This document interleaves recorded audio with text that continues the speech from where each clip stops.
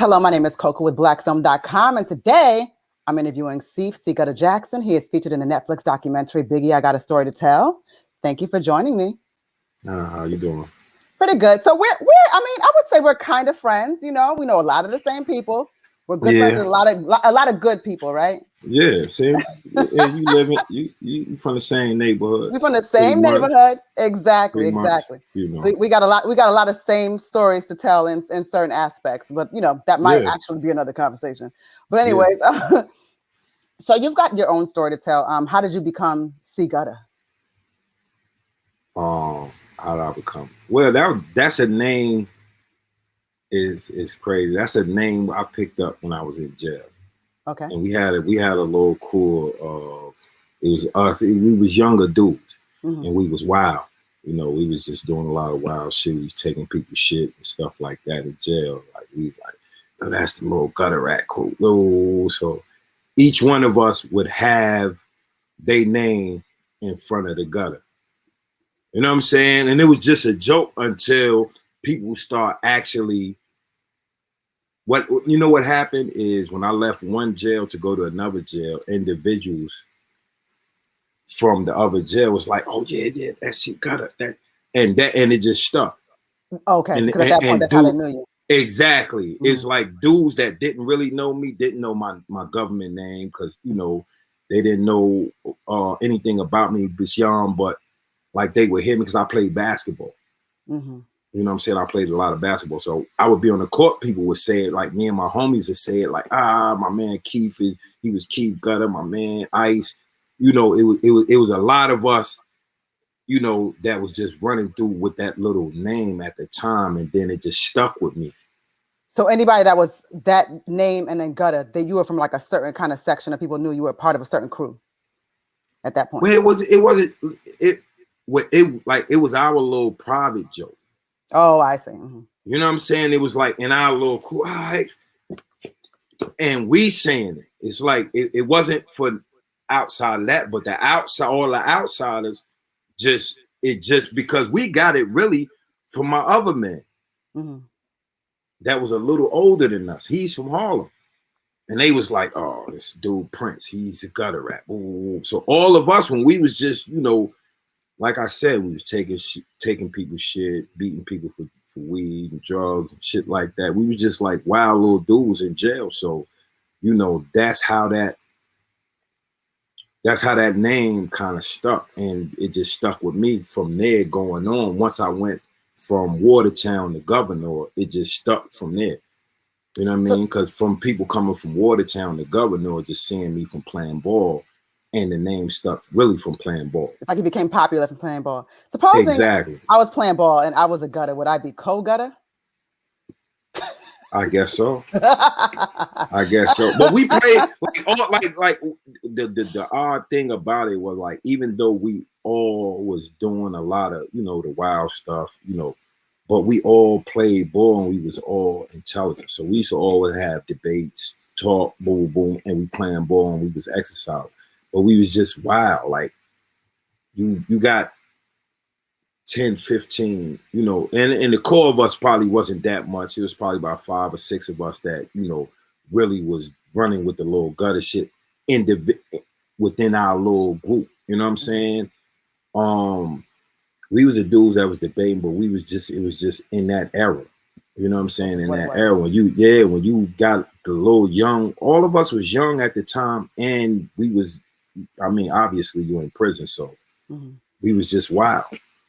You know what I mean? We was just wild. Like the older dudes they basically would like be cool with us to try to get us to calm down.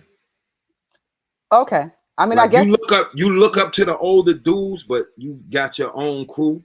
You know what I'm saying? But they kind of like got us into their crew in order to like, yo, let's calm these little niggas down because they start mad shit. You know what I'm saying? And it's basically the same thing as I did as I got older. I was actually going to ask you exactly. You know what I'm saying? As I got older, it's like, yo, I know this little dude, he with the business. Let me calm him down. Let me show him all the experiences that I had prior to that. It's like because don't get it wrong. People. Yeah, don't get it wrong. Like we went through it. when we were doing all that little wild stuff. Like we went through it. It's like we was the examples of not to do to come in jail. Like mind your business, don't do this, don't gamble, stay away from this. Da, da, da, da. We was the example of hey, we gambling, we robbing. Why were y'all so bad? It was the environment we came from. You know, if you know you already doing bad, and it's like once I get to jail and I meet dudes that's like-minded and we on the same thing, and you know everybody's not like people had this perception that a lot of people getting visits and all of that. It wasn't too many visits when you go way up there. You get a few, but you're not getting a lot. You're not getting the things that people brag about, like in the little rap songs and talk about commissary for days. It don't come like that for everybody. Yeah, it don't come like that for everybody. So now you're going to take steps in order for you to feel comfortable in a place that's not comfortable, or as comfortable as you could be. And let me ask you this: I've seen you say this in the past, where you came from an environment. Well, we're talking about environment, but as far as your family, you've said that you really didn't come from a family where people were criminals. Like that wasn't the example. No. So what do you think, like in terms of the streets, what led you to that? Because, you know, you had your family that just didn't reflect that. Why was that way? One because of my name. You know, I got, you know, the name of my clothing line is actually my name. It's my government name, Wallace. So, you know, my mom's always told me that I was a warrior and all that. So when you take that literally, it's like, yo, I just got to fight. You know what I'm saying? And then I was bookish. I was basically, I wouldn't say a nerd because I was always athletic. I always played sports when I was little and stuff like this, but I was a bookish kid. And we moved around. Like we moved from New York to Mississippi when I was young. Really? Nobody knows me. Yeah, nobody knows me. You know, they don't know me. And I got an African name. So I had the African booty scratch and all that. Oh, me too. I'm Koku Tona. I only kind of had a couple of friends. You know, you still an alien. You there, you with them, but you still kind of alien because you different. Like people actually thought we was from a different planet, you know. But just those experiences. So I kind of got the I wouldn't say the nerd beat out of me, but yeah, I pretty much. Because I got three older sisters too. Oh, so now your mother, you're a warrior. You got to protect your sisters. You're the man in the house. You have to protect your sisters. So I got three older sisters. So I'm guaranteed to get my ass whipped at least 3 to 4 times a week. That's a guarantee. Because somebody's gonna say, I mean, you got to think we come up. Dudes is gonna say something to little girls. Oh, okay. I see what you're saying. Yeah. I have to protect them. Wow. So they're 11. And by any means, yeah, you know they're bigger than you. You don't care. Yeah, so yeah, I got to get my ass whipped. And I had a slick mouth too. So, you know, combined with that, you know, so I basically got, by the time I got to New York, I was already kind of like wary. And then like once I went through what I went through when I came back, because when I came back, I'm an outsider again. Did you have an accent like a Southern Mississippi? Yeah, they was calling me Mississippi. Okay. When I went to Prospect Heights, they called me Mississippi. Now, but I didn't have no problem with that because I know my background. So that, you know, that didn't kind of phase me. It was you thinking you're gonna build friendships and stuff like that, and a dude to take you there and just cross you out. Cause he cool with these other dudes, he'll just let, you know, I done got jumped, all type of shit. You know, dudes that mush me. I done been like cool with one dude, but his whole group of friends don't like me. Shit like that. So this is how you learn to harden your shell. Because I was more open when I came back. Like I was, you know, plus I played ball. And like I said, I had a slick mouth and I had a quick temper too. So all those combined you know, led to that. You know what I'm saying? It wasn't just one particular thing. You know, it was those things combined. And where in this timeline did you begin your relationship with Biggie? Because he's younger than you, no? Yeah, he's 3 years younger than me. So I come back to New York, 84. I'm 15. So probably by the time Big is... Yeah, I'm 17. So this would be 86. So 86 is when me and Big first start. Like, I met him before, but like I said, you got to understand at those times, anybody 3 years younger than you, you dismiss him. When you a little kid, like if I'm 15, I'm dismissing everybody that's 12. It don't even exist to me because, you know, we you know, but what was kind of strange with Big is like when you know, when you're younger, he's 12. So I'm not really paying no attention because he's on 12-year-old shit in my mind. But as I'm coming around more, because like I said, I'm coming from down south. So I'm just basically easing in to the neighborhood.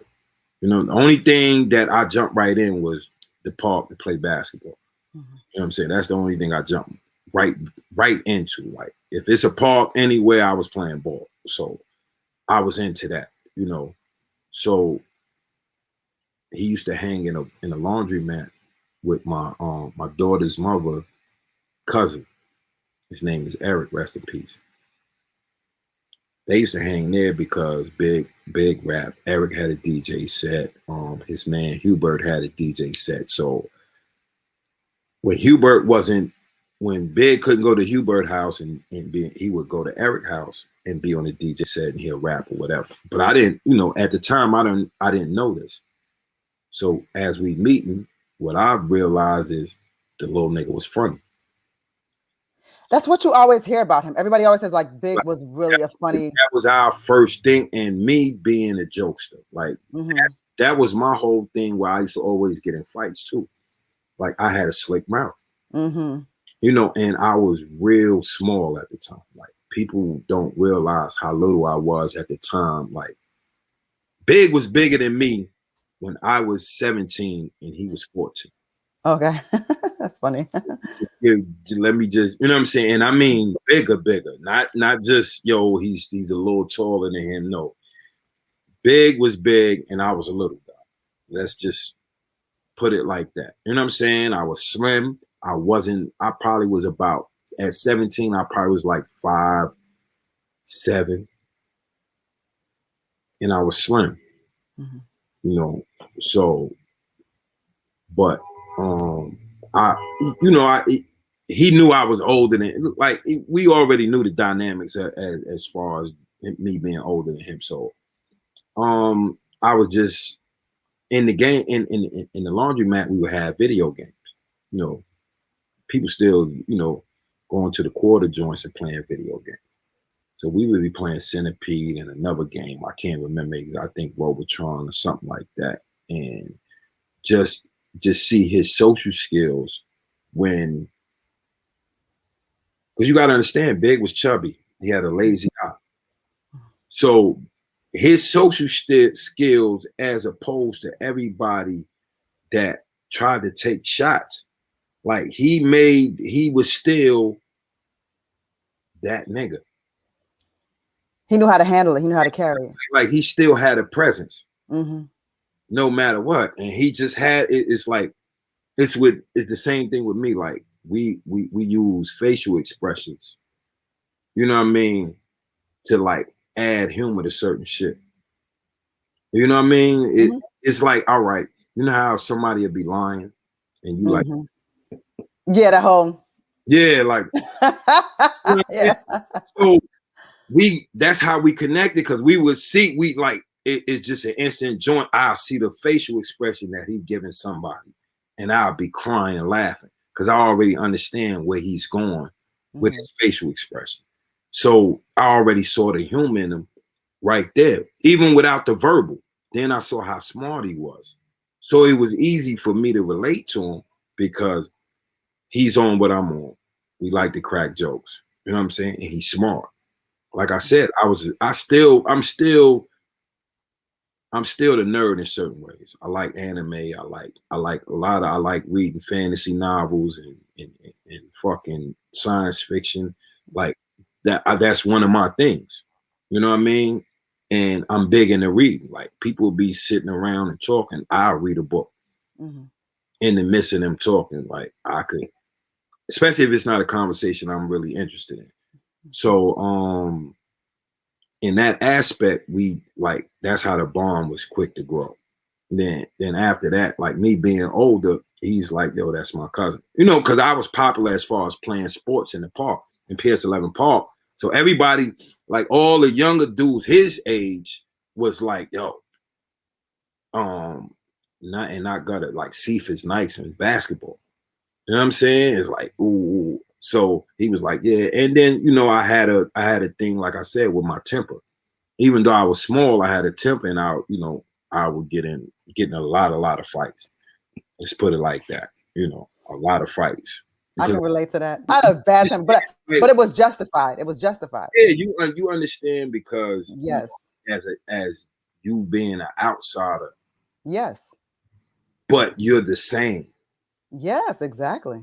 So it's like you can, like, they'll include you in almost everything. Certain things just don't get included in because you ain't from around here, or I didn't grow up with you, or you know what I'm saying? It's just certain shit like that, and people will try you. People will try you and they'll judge, and sometimes it's like they don't even realize, like even down the line, it's like y'all created this monster. It never has to be like this. Yeah. Like if you say I like anime, like that could be a whole another direction. You could have went a whole nother route, you know? Yeah. I mean, I like what Big said in the joint when he was talking about the drawing and all that. I remember I sent the joint. I don't like, this is back in the day. This probably used to be in comics. A lot of people wouldn't even remember this, but they had little cartoons for the Art Institute. You would draw either Tippy the Turtle, the Pirate.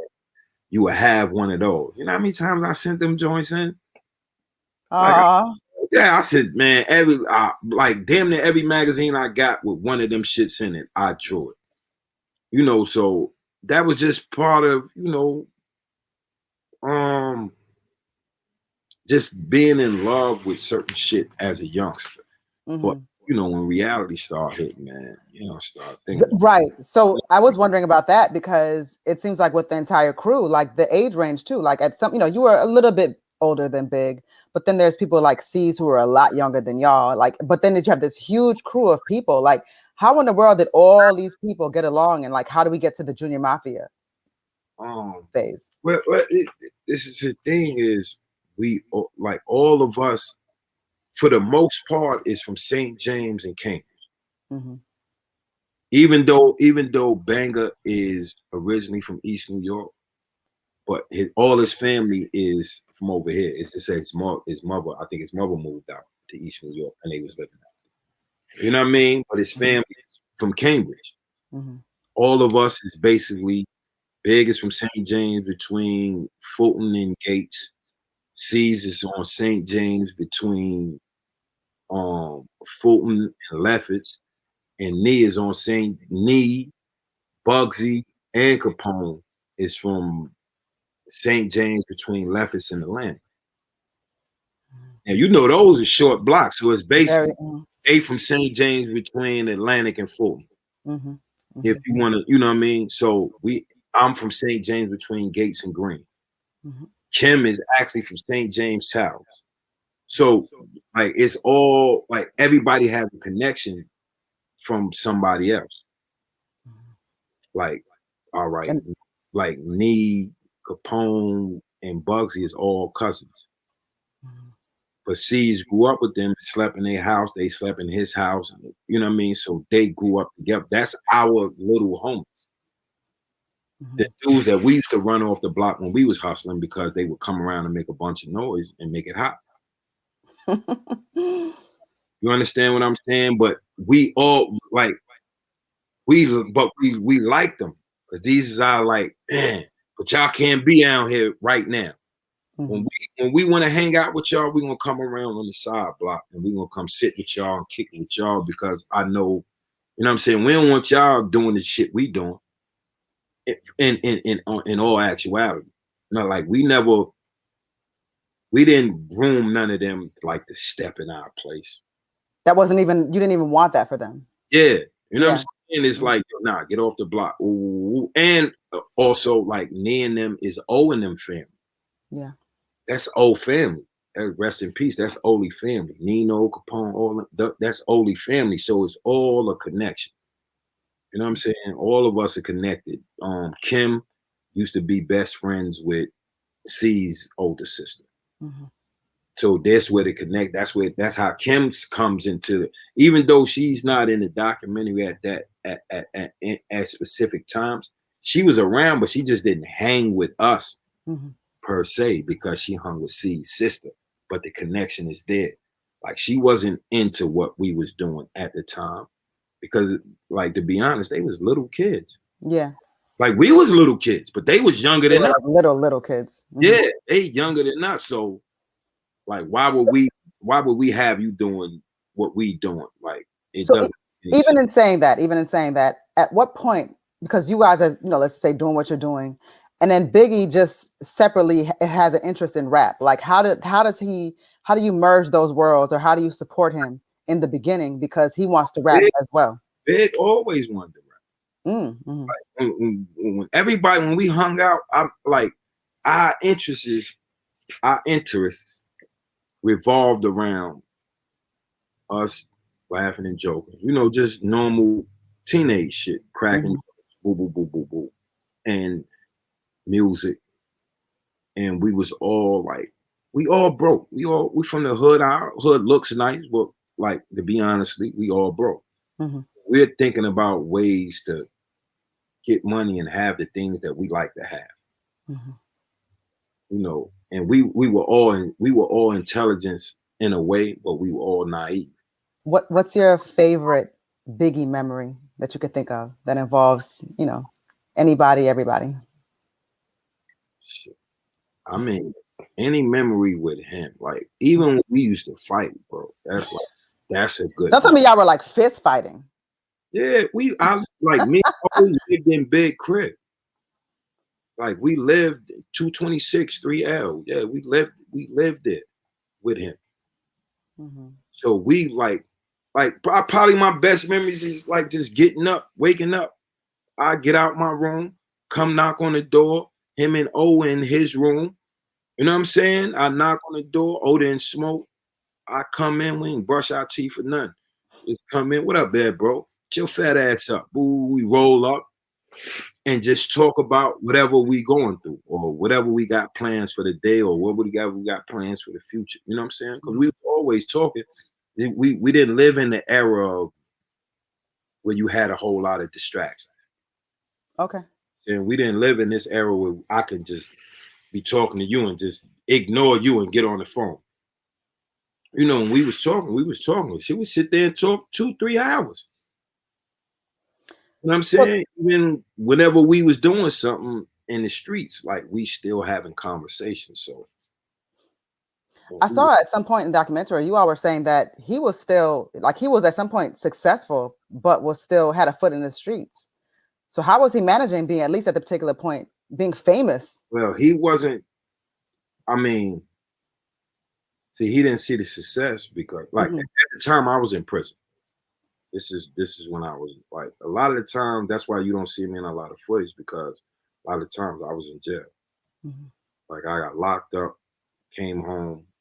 He got unsigned hype, and then I got locked up probably a few days later, no more than a week later. Did 4 years. I came home. He was only doing Life After Death, the album.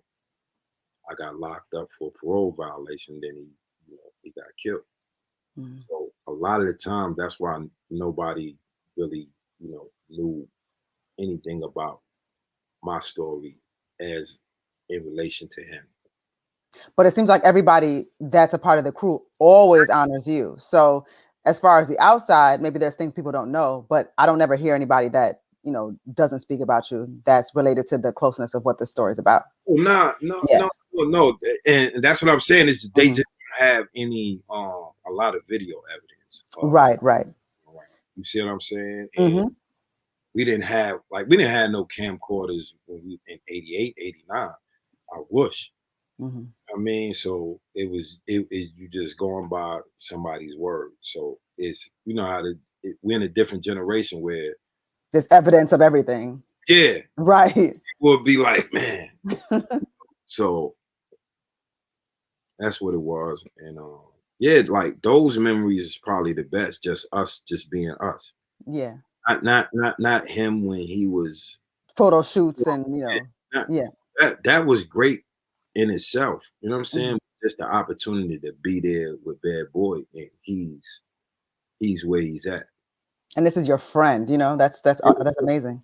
Yeah, it's like, yo, man, I give a perfect example. I remember one time we was in the studio. Man. This is how like tightness it is.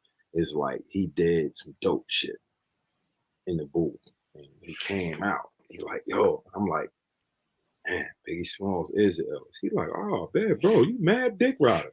You know what I'm saying? It was just like, because it is I don't even know how to put it, because it sounds like some disrespectful shit. But like, it's just like, bro, like, this is me. You know what I'm saying? That's what he basically saying. It's like, man, this is me, man. Like, but at the same time, you can see the pride. You know what I'm saying? It's like, oh, you mad dick right, but he jipper too. Because he like, everybody like their ego stroke, but he know how critical we are. Right. And it's like, when certain people give you accolades, it's a different story. Yeah. It's like he know how critical we are. Like, yeah. We can, like, the average person be like, oh, you just a hater. Nah, I'm like I said, we used to have like real lyrical analyst shit, because like we were the voices of what a MC is supposed to be. So like, yeah, I'm kind of snobbish when it comes to rapping. So you're not listening to like, mumble rap and stuff like that? No, some of these dudes is nice. Like Lil Biggie is nice. I don't give a fuck. Like, people, it's really his accent. It's not that he's mumbling. It's just his accent. See, I live in Mississippi. I lived in Mississippi, so I understand that a person would take the accent and think that he's saying something in a different way when it's just the accent, bro. I agree with what you're saying. I think a lot of times too, people like dismiss Southern accents, or think that they're not as smart, but it's really he intelligent as fuck. Yep. I love his mind. He's intelligent as fuck. And he pro-black like a motherfucker, but it wouldn't come out to certain people if they don't have the information that he has. You understand? Right. Yeah. Yeah, but it's some of them, some of these cats is nice, but it's just that, and I know it's the industry. It's what it is. It's an industry. All they do is crank out shit. It's an industry. You know what I'm saying? I mean, there are some people that can rap in a different way. Let's just say like on another level that maybe even mumble rapping now, but they just know what, like you said, the industry is sort of requiring right now. Industry. That's what you gotta remember. Like, you got dudes that's dumbing stuff down. That's super ill. Yeah. As far as, because with me, I was a dude that always wanted to like make me think, make me, learn something. Did you ever want to rap? Nah, I used to rap? Yeah, I used to do little shit, but like once I realized Big was better, I'm competitive, man. You're like, I can't, like, you threw in the towel. Nigga better than me, I'm good. Like, I play basketball anyway. Like, that was right. Realization. You know what I'm saying? Like, I play ball anyway, nigga. I'm going to college. You know what I'm saying? You know what I'm saying? That was my rationalization. But he used to always be like, nah, man, bro, you can rhyme. Like, I'm like, yo, I remember I came home, right? When this is I was home and Big was writing. So, I just got in one of my moves. We was in the studio. I got in one of my moves. I was like, yo, I started writing some shit there. I forgot the shit. Big found it. Yo, you don't know how embarrassed I was. I know how you feel. I know that moment. Like, yeah. He like, oh nah, bad bro, this shit is. I'm like, yo, bad bro, why you do that? I know what you mean. He did it in front, like really, C's and none of them never knew I ever tried to write rhymes. Yeah. Rock, none of them. Like really only Big alone. Cause this is some shit like when I really first came back to New York, I thought I was gonna be a rapper and all that. You know what I'm saying? And who inspired you at that point when you thought you wanted to be a rapper? Anybody, everybody. Like, who was your favorite rapper at that time? Well, when I wanted to be a rapper back then, see, when I first came, it was just all like, it was like the old school dudes, like, because they was just rapping. But then, like, I ain't gonna lie, what the two songs that really, like, it's like, was like blew my mind was fucking The Bridge Is Over and fucking My Melody. But see, those songs still hold up now, so you know. Blew my mind. Yeah. But you got to understand, at that time. Yeah, no, I can only but imagine. You know, when you hear moves with that and I came down. You know, that's totally different shit to me. You know, it's everybody though. That was the shit that this was like, yeah, this is what I like. I want to be able to tell motherfuckers other shit. Like, now the message was fire. You know what I'm saying? But a lot of the other shit was just pop the pit. Like, you're not, you know, when I start hearing people really saying, giving a story or something like that, that's like the show, Lottie Dottie. Like, it was blowing my mind. The Fat Boys, like, when they did the, so that's what like really made me, because when I came back to New York, I was 15. You know what I'm saying? So, and I'm coming back to New York. This is the home of hip hop. So you know, you automatically. Were you excited to come back to New York, or did you? Yeah, I couldn't wait. Okay. Wait. When I was in, and this is no disrespect to Mississippi, I love Mississippi. Yeah, you got to watch what you say right now. But I was like, we was in the country. Like, it's no ifs, ands, and buts. Oh, it wasn't like city. You were in the rural. It's no. We listen. Everything on Highway 61. Oh, Highway 61. Shout out to Highway 61. Is rural at that time. Like, I lived in Clarksdale, I lived in Mound Bayou, I lived in Tunica, and I lived in Cleveland.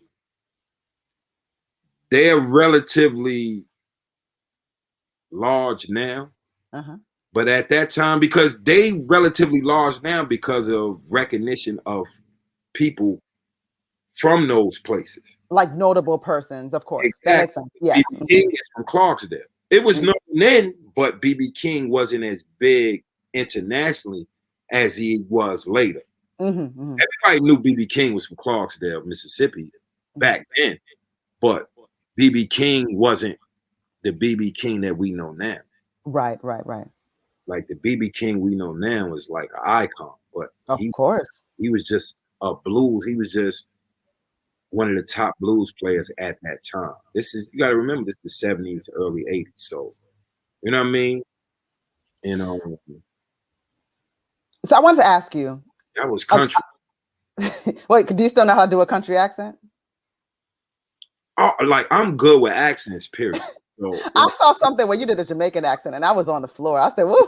I'm good with accents, period. Like, that always is what, like, that was used to get me in a lot of trouble. I would mock my mom's voice, but, you know, a lot of people's voices. So I got my ass whipped a lot of time. You know what I mean? But just playing with people.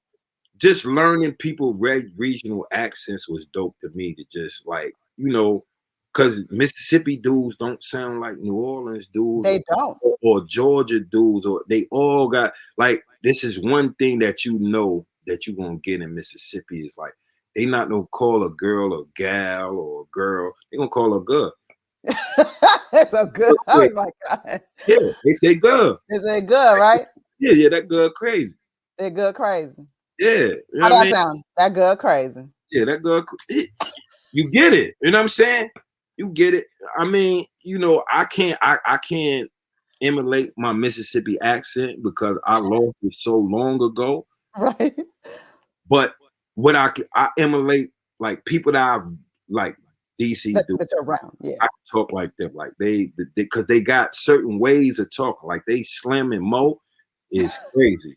Like, hey, man, yo, that joint, anything, Slim. You know what I mean? Have you thought about acting? Baltimore, like the ball. Oh, Baltimore. Oh, you are good because Baltimore. Yeah, Philly dude said, "Yo, the bull drawn."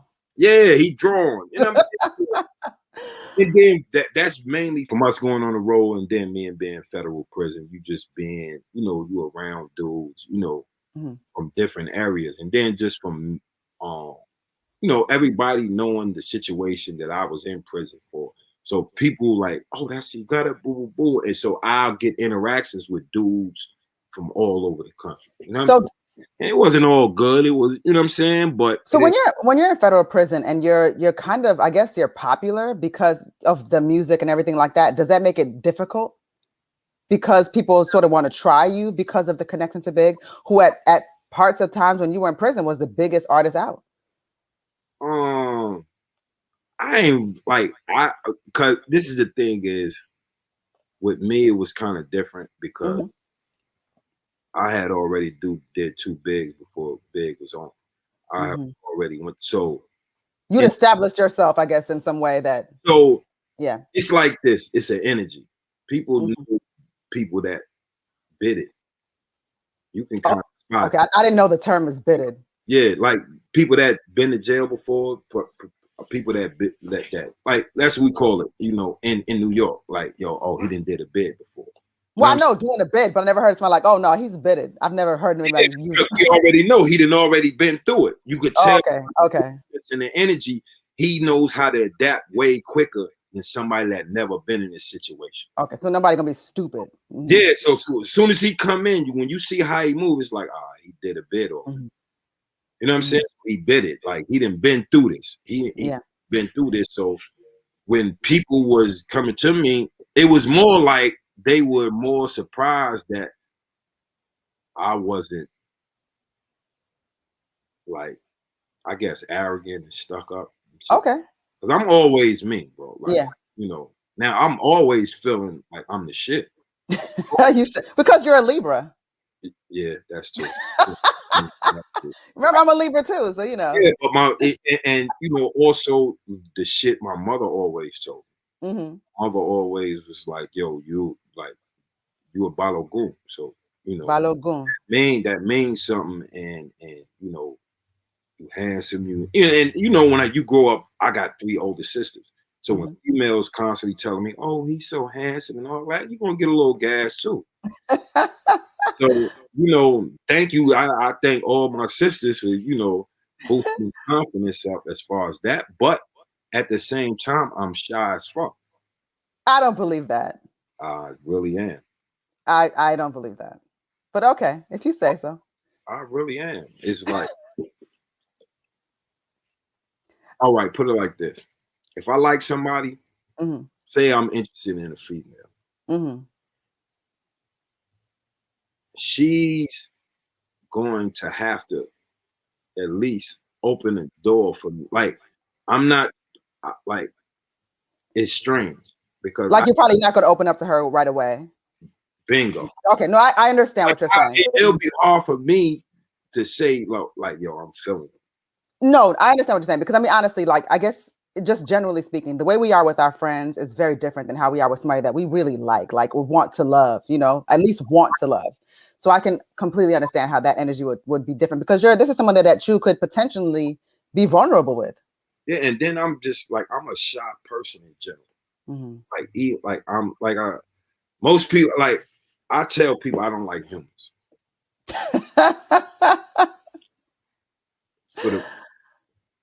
Because I'm fine not being around people. Like, I'm cool being around people, but I'm like that too. I'm very fine not being around people. Right. Like I'm totally cool. Like in social situations, I'm not gonna be crazy. Like I'm not gonna, you know, I'm good. I can, you know, I can work the room. Ha ha ha. This is a great time. You know, she's so funny, blah, blah. But when I go home, I'm by myself. Like I like to be in my own little world, you know? Yeah, I mean, and then even in certain social settings, it's like once I do my spin in the room, I'm in a corner in the cut. You know, and like people, and it'll look probably hypocritical, because when they'll see me with my mans and then we together, and they might see me and I look like I got the most energy, boom, boom, boom, because those are the individuals. Yeah, people feel away. Yeah. Yeah, I'm really comfortable around. So people will be like, man, that nigga ain't shy. When actuality is, it's who the people I'm comfortable. Like, I'm not shy around my loved ones. Mm-hmm. Of course. You know what I'm saying? Even though I am kind of distant. You know what I'm saying? Like, because I don't know. I think it's about protecting your space and your peace. You know, I mean, just simply put. I always been like that. I'm like that too, because people always tell me that, like, you know, why are you so like unnecessarily like cagey or private or secret about certain things? Like, you don't even want to tell us what you ate for breakfast this morning. I'm just like, because I don't know where you're going with that. Why you want to know? So it's like, I don't tell people more than they need to know. And people just like, well, why you didn't tell me that you like to ride your bike all over the neighborhood? Well, you don't ride your bike. Why we got to talk about it? So I come off sometimes to people, they think it's rude or they take it personal, but it has nothing to do with them. It's just, I don't talk about things with people that they don't need to understand, or that they don't know, they don't relate to. They ain't got nothing to do with them. It's not rude. Yeah, I'm more of the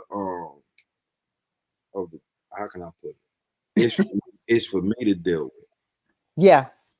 You see what I'm saying? It's like, and I do admit I got a pride and ego like thing. Mm-hmm. Because, you know, I've been home 3 years. I ain't asked Puff or Jay-Z for nothing. 3 years is not a long time. I mean, but this what I'm saying, you haven't asked anybody anything.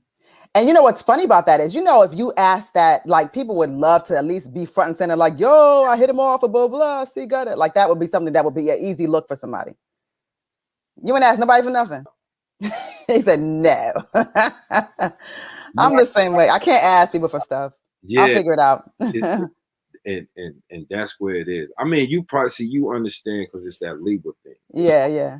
We feel we have to be in control at all times, and not in the matter of control of people. Or no, yourself. Yeah, we want to be control of ourselves and our situations. Yeah. Like, don't pity me. Yeah. I don't want anybody to be able to dictate that I do with whatever I'm doing. I hear that. I definitely hear that. You know what I mean? And, you know, because I did an interview with a girl I was on Clubhouse with, and he asked me, what did I see my business 5 years from now? And the most important thing I said was that it's mine, still mine. Yeah. Ain't nobody else's. You know what I'm saying? Mm-hmm. That may be more important than, what somebody offers you to take it over. Exactly. Yeah. That says a lot. That says a lot. Yeah, because it's my freedom, like, my time is my freedom. You know what I'm saying? And they didn't, like, I've allowed people to take my time and my freedom away from me. You know what I'm saying? Away from me, my kids, and all of that. So, well, let me ask you this then. In that time, because it did take your freedom. When the success was happening with all of your friends and Biggie, and now we've got Junior Mafia, where Lil C's especially and Lil Kim had kind of come into their own, and you're watching the kids grow up into their own, and you're seeing what happened with Biggie, and some of this is happening while you're still in jail. How was that to take, like, celebrating it from the inside? Was that anything that psychologically was hard or tough or mentally? As far as what? Like, in terms of, like, I just wish I was there with my friends to sort of take this in right on the road with them. Oh, like I mean, man, you always gonna miss those moments. It's like, damn, I ain't there. And that's why I kind of had to block out a lot of stuff. Like, I started watching award shows, all of that shit. You know what I'm saying? But I don't want to be sitting here and like, yo, what if? Right. That shit is like torture. Yo, what if I was there, yo? And I didn't even like when, like, I would literally go in my cell because dudes would be like, yo, God, I know if you'd have been out there, bro, hear that shit. Feel me? So, that shit is torture. It's more torturous, mentally than anything else when you seeing your people, whatever they experience, whether it's hardships or the good times or whatever, you can't be there. Mm-hmm. You know what I'm saying? Because you can't be there to help during the fucked up times, and you can't be there to, you know, to celebrate with, you know what I'm saying? Because No, they there as well. Mm-hmm. That's very profound. So how did you feel when you came home? How did you feel about this final time, the reception? Now you're really a grown man, and you're definitely going to approach things a little bit differently. You know, how did you feel about how your friends took you in?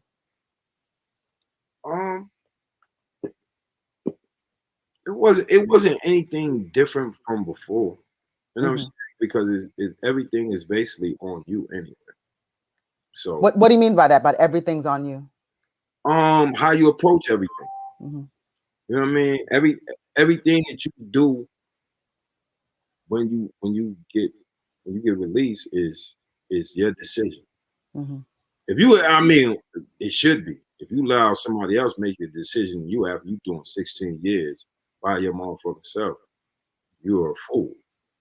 You know what I'm saying? So, you know, every decision, like if you mess up, if you do good, all those decisions based on, you know, what you do and how you think moving forward. Mm-hmm. Mm-hmm. So, you know, I made a few mistakes. Not as far as, you know, doing anything criminal or anything, but just like money management, not taking hold of momentum. Right. When I first came home, I had, you know, but I didn't know about marketing. I didn't know about any of that stuff. I didn't know, you know what I'm saying, that I was supposed to just hit the floor running immediately. When people just first come home, you know, the way people are, they're like, oh my God, let me take a picture with him. Let me make sure I'm part of this moment. And you know, you're like the man of the hour, you know what I'm saying? So the people that know what to do with that, they just market it correctly. I know what you're saying. You know, it's a lot of times it's fake, but it can, you know, it can be and I know it's fake. I know, yeah. I know a lot of it is fake. But I had to understand that, like I said, just like the music, it's an industry. Yes. Mm-hmm. It's an industry, so you got to deal with everything on a business basis. You got to deal with everything transaction. Mm-hmm. Mm-hmm. You know what I'm saying? So you got to dig in. You got to dig in and internalize and see, you know, what it is that the mistakes you made and what you did right, and push forward with that. That's amazing. What's your favorite Biggie song?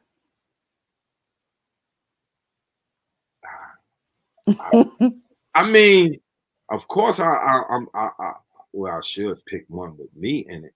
You know what I'm saying?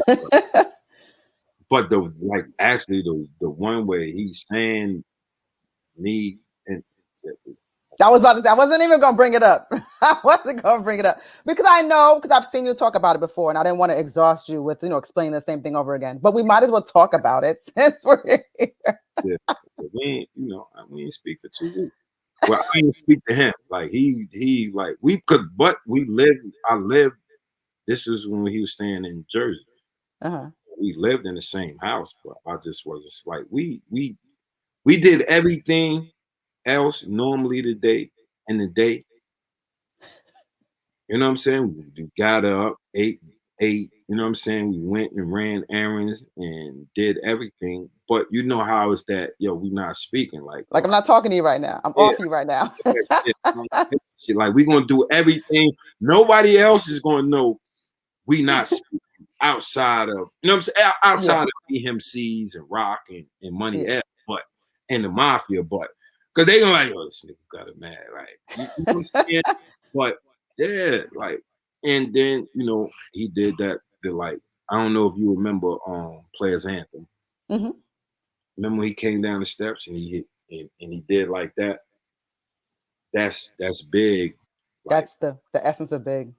No, that's his kryptonite on you.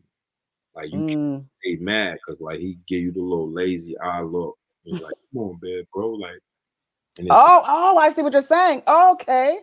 You know what I'm saying? Oh, I get it now. That's even look, that exact same that's the shit that disarmed. I see what you're saying. Wow, that's pretty cool moment. Okay, now that means something. He's been doing that for years. Okay. Like mostly anytime somebody would see Big, like even whether it's a greeting or that was his moment of, that was like, I can't kind of explain it, Big, but because like ever since he was little, that would be his like measure. So you can't stay bad anymore. Yeah, that's his measure to like make everything cool. It's like he do this on the what up, boy? He do this when you mad at him. Come on, bro. And so it's all that is like, come on, man. You gotta love me. Like, it's like, man, you can't stay mad at me. You know what I'm saying? Then he know how to give you the puppy look. So, you know what I'm saying? So what did you like most about the documentary, besides yourself being in it? Oh, no, I could really care. I was more glad that they shined the light on my man. Oh, you know what I'm saying? Oh, that's good. Yeah. Then the narrative never had him in there, and like the significance he had in Big's life. You know what I'm saying? Like I said, we slept in the same crib. So those type of things is like you can't like measure that. Nobody can understand those relationships if they ain't been in that type of situation. Like I've lived with Big when he was a teenager, living in his mother's house. You know what I'm saying? She took me in. That's why it's like she could never do anything wrong in my eyes. My mother had just passed. My mother passed the same year when I was like, 88 summer. And she took you in. Does she just? She passed. My mother passed December. February of the next year. And it's not like I was homeless. I just couldn't stay at the house with my mom. You know what I'm saying? It was just creepy for me at that time. So I was like homeless for a few months. Like, but self-induced homelessness. But it was just, I was just going through some shit. So like, she recognized something in you that you needed the nurturing. Big saw it first. Because he was like, yo, where you going? When I leave the block, I'll never go home.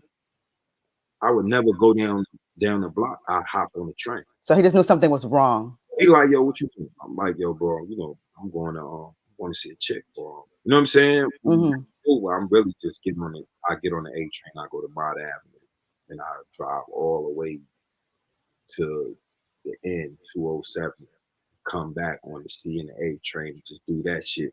Yeah. And then come back in the morning and go to my mom's house, wash up. You know what I'm saying? And I couldn't sleep in the house. Like, so I would go there. You know what I'm saying? Or I would go see a girl or something like that. You know what I'm saying? But it was just anything to not have to be in the house. Yeah, like, so relationships was basically, all the relationships I had with females was basically just somewhere to sleep. Yeah. You know what I'm saying? So, it was that. And then he was like, yo, one night he was like, yo, just come to my crib. You know what I'm saying? I'm like, nah, I got this boy. He's like, man, come on, come to the crib. We're going. I'm like, because before then, his mother was strict. It's like, that's what we saw. We're looking, and we've come to know that. Yeah, so I was like, and then just doing what we was doing. You know what I'm saying? Like, I was already doing that shit when my mom's was alive, and the conscious hit you. Yeah, I was like, damn, I don't bring this shit to never, you know what I mean? But once we went upstairs, it was like she looked at me, looked at Bill, okay. Oh. So your bed is right in here. And boom, boom, boom, because she took me in, like, she bed, linen, all of that shit. So Wow, that's amazing. Saying nobody has to do that. No, I mean, but that's amazing. That's a testament. Like, she just know her son. Yeah. Her son likes her. Yeah. Like, cause they don't measure your friendship as love at that time. It's like, yo, this is his little friend. He's cool with him. then I'm gonna take him in. Yeah, he's going through something. Make sure he's okay. Yeah. I don't even know, but she probably did. Mm-hmm. You know what I'm saying? She probably did because they parents. When we young, we don't think they're really cognizant of what's going on in our mind or be able to see that we going through something. So she probably did and probably said, "Yo, this is he needs some stability right now." Mm-hmm. You know what I'm saying? So I wanted you to talk about just even now, like with you, you've got your own clothing line. I just want you to promote what you've got going on. Yeah, it's Balagoon Clothing Company. It's named after it's a title. It's my name, but it's also a title. It's a Yoruba title. And his father at war. So basically, it's giving us that just that basically that pride in parts of our culture, because here we can't, like, all right, say for instance you probably can go back to your ancestry 7, 8 generations. For sure on my father's side, because my father, my parents are East African. My dad is Tanzanian ethnically. And then my mother was raised in Tanzania, but she's ethnically Rwandan. So she doesn't really know past maybe like grandparents or maybe great grandparents to some extent. But my father, there's like generational because something tragic happened. Because of like war and there was like ethnic war. Yeah, well, that's kind of different. But what I was just basically saying is like for the most part, like I know specifically what language, whatever we don't. Yes. So we take, like, to me, the whole continent is mine. I'm Pan-African, so I'm with you. Spiritually, the whole continent, but my name happens to be Yoruba. You know what I'm saying? So it's coming from that space. You know what I'm saying? I'm not saying everybody need to be Yoruba or anything like that, but it's just our pride in our ancestry. But see, the way you're approaching it is very, very African, because people become and they are, who they were born to be, So you are literally doing the very, very intrinsically African thing to say to yourself, I'm a warrior spirit, because that's my name and that's who I was supposed to be. Yeah, I mean, and that's basically how my mother explained it to me. She was like, "Yo, your name stands for something, so you got to stand for something." You see what I'm saying? So, and my mother was in the movement. Like, I don't know if she was actually Black Panther or anything like that, but my older sister, rest in peace, said Bobby Seale and all them used to come in. But my mother she probably was connected in the way of medical, because my mother delivered babies. She was a nurse midwife, so she probably did something like with the free clinics and stuff like that. That was probably her contribution to the movement. I'm not gonna sit here and say, what I'm saying, some other stuff, but I know just from her talks to me and stuff like that, what she intended for me. You know what I'm saying? And just my belief, like, anybody born from 66 on was born to be a revolutionary. So today we're here with C-Gutta Jackson. He is featured in the Netflix documentary, Biggie, I Got a Story to Tell. My name is Koku with blackfilm.com. And you got to go see it, guys. It's on Netflix right now. At the time, right now, it's what, number 3 on Netflix? Yeah, we need to get it to number 1. Exactly, and climbing. So we need to get it to number 1. So you guys go watch it and watch it again and again and again. And make sure that you hashtag it, Biggie, I Got a Story to Tell. And it's a fantastic look at what Biggie's life was amongst the people that really, really loved him, and just seeing what his childhood was like. That was very it was emotional in a way that a lot of the stories focus solely on the music, but to see the involvement of you guys, it's still emotional for me. Yeah, I can imagine. It's that's somebody that that you really love, a friend. You don't get over loss, you just handle it different. Yeah. Like I said, it's bittersweet because you always proud when they get that recognition.